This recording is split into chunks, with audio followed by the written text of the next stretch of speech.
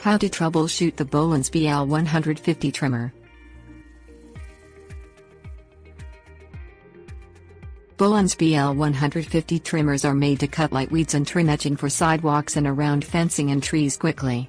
However, this chore doesn't always go smoothly. The gas trimmer might not start or run slower than usual.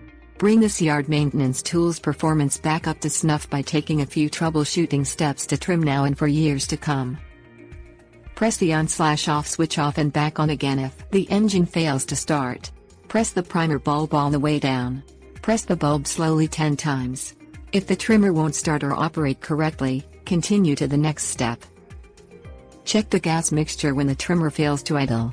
Drain the gas tank and replace the fuel with fresh, properly mixed fuel. Perform this task when the trimmer has been in storage for a long period. If the trimmer still fails to start or operate correctly, proceed to the next step. Change the air filter, spark arrestor and spark plug if the trimmer stalls.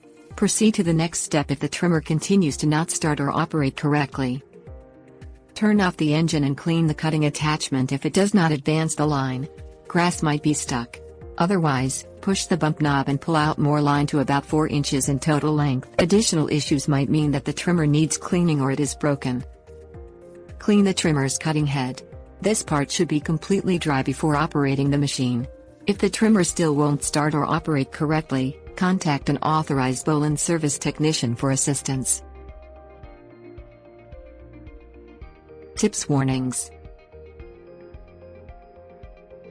Always wear safety goggles, pants, a long-sleeved shirt and work gloves when operating the trimmer.